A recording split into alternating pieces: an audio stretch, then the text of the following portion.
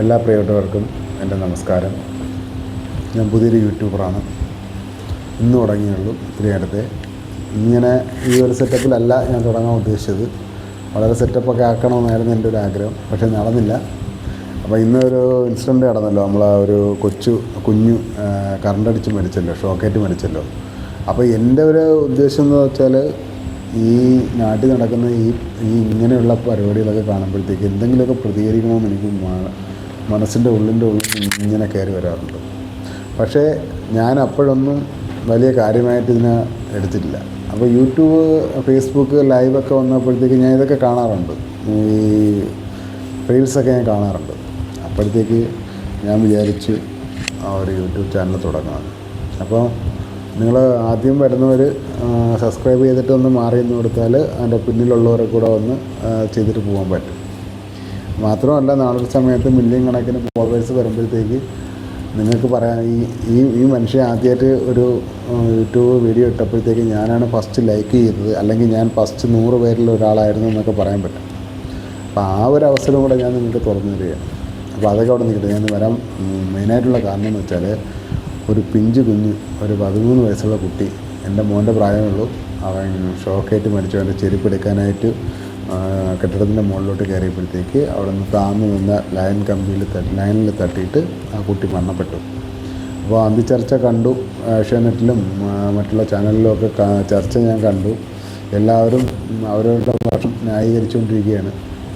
അപ്പോൾ ഈ അടുത്തൊരു സമയത്ത് മിനിഞ്ഞാന്ന് 2 ദിവസം മുന്നേ എൻ്റെ ഷോപ്പിൻ്റെ അവിടെ ഒരു ലൈനിൽ ഒരു മരം വന്ന് തട്ടിയിട്ട് കറണ്ട് കൂടെ പോയിക്കൊണ്ടിരിക്കുക. മരം എന്ന് പറയുന്നത് നമ്മുടെ ഗവൺമെൻറ് റോഡ് സൈഡിൽ വെച്ചിരിക്കുന്ന ബദാം എന്ന് പറയുന്ന ബദാം വൃക്ഷമുണ്ടല്ലോ, ബദാം മരം എന്തെങ്കിലും ആവട്ടെ, അത് വന്ന് ഈ കമ്പിയിൽ തട്ടിക്കൊണ്ടിരിക്കുക.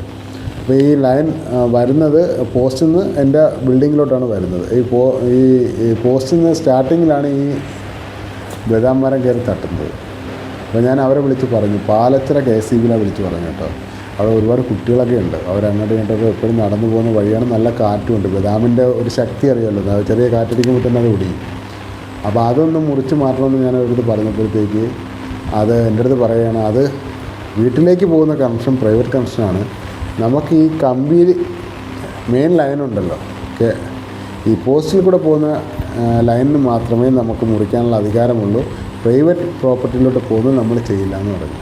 എന്തോ പ്രൈവറ്റും ആയിക്കോട്ടെ, ഇത് ഗവൺമെൻറ്റിൻ്റെ സ്ഥലം, ഗവൺമെൻറ്റിൻ്റെ ബദാം, ഗവൺമെൻറ്റിൻ്റെ റോഡ്, കുട്ടികൾ നമുക്കുള്ളത്, ഷോപ്പ് നമുക്കുള്ളത്.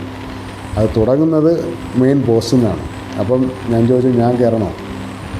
ഈ പ്രായത്തിൽ ഞാൻ കയറി അതിൽ വെട്ടി അത് കറണ്ടടിച്ച് അതിന് വീണ് താഴെ വീണത് എൻ്റെ കൊച്ചുങ്ങളാണ് അവർ. ഞാൻ കയറട്ടെ?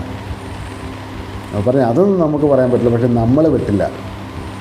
നമ്മുടെ സുഹൃത്തെ, കുഞ്ഞുങ്ങൾ പോകുന്നതാണ്, പഠിക്കാൻ പോകുന്നതാണ്. ഞാൻ വണ്ടിയുണ്ട്, എൻ്റെ വണ്ടി അവിടെ കൊണ്ട് വെക്കുന്നതാണ്. എപ്പോഴാണത് ഓടിച്ച് തലയിൽ കൂടെ വിളിച്ചെന്ന് പറയാൻ പറ്റില്ല. ദയവ് ചെയ്ത് നിങ്ങളൊന്ന് മുറിച്ച് മാറ്റണമെന്ന് പറഞ്ഞു. അപ്പോഴും ഈ പുള്ളി ഇത് തന്നെ പറയും, നമ്മളത് വരില്ല, നമ്മളത് ചെയ്യില്ല എന്ന് പറഞ്ഞു. ഞാൻ പറഞ്ഞു, ശമ്പളം അത് കിട്ടിയാ? സ്നേഹത്തോടെ തന്നെ ചോദിച്ചത്. അപ്പോൾ അവൻ അതേപോലെ തന്നെ മറുപടി വന്നു, ചേട്ടനാണോ തന്നത് എന്ന് ചോദിച്ചു. ഞാനാണ് അവന് ശമ്പളം കൊടുത്തതെന്ന് ചോദിച്ചു. അപ്പോൾ ഞാൻ പറഞ്ഞു, അതിപ്പോൾ പിന്നെ അങ്ങനെ സംസാരിച്ച് വഷളാക്കിയില്ല. ഞാൻ പറഞ്ഞു, ഞാൻ എന്തായാലും ഒന്ന് പരാതി കൊടുക്കാം, താങ്കൾ വരുന്നെങ്കിൽ വരിക, ഇല്ലെങ്കിൽ വരണ്ട. പക്ഷേ ആ സംഭവം കഴിഞ്ഞ് 2 ദിവസം കഴിഞ്ഞിട്ടാണ് ഇങ്ങനൊരു സംഭവം നടന്നപ്പോൾ എനിക്കത് ഭയങ്കരമായിട്ട് വിഷമമായി. ഈ പറഞ്ഞ ഈ പാലച്ചിറയിൽ ലൈൻമാനായിട്ട് നടക്കുന്ന ആ വ്യക്തി ഇത് കേൾക്കുമോ എന്ന് എനിക്കറിയില്ല. പക്ഷേ ആ പുള്ളിക്കൊരു മനസ്സാക്ഷി എന്നുള്ളതെന്നുണ്ടെങ്കിൽ മനസ്സിലാക്കുക, ഒരു അപകടം സംഭവിക്കാൻ അധികം സമയമൊന്നും വേണ്ട.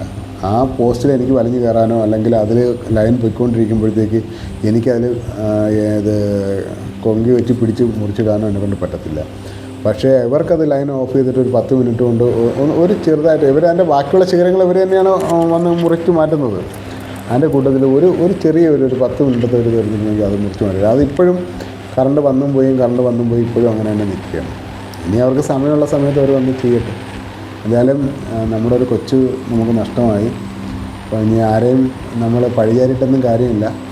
എല്ലാവരും കൂടെ എന്താണെന്ന് വെച്ചാൽ ഇനി ഇത് ആവർത്തിക്കാതിരിക്കാൻ എന്തെങ്കിലും ചെയ്യാൻ പറ്റുമെങ്കിൽ ചെയ്യുക. അപ്പം സബ്സ്ക്രൈബ് ചെയ്യുന്നവർ ചെയ്യുക. അപ്പോൾ ഇന്ന് ഇത് ലെങ്ത് കൂടിയതെന്ന് എനിക്കറിയില്ല. അടുത്ത വീഡിയോയിൽ നല്ലൊരു സബ്ജക്റ്റ് നല്ല രീതിക്ക് ഞാൻ എടുത്തുകൊണ്ട് വരാം. അപ്പോൾ എല്ലാവർക്കും നമസ്കാരം.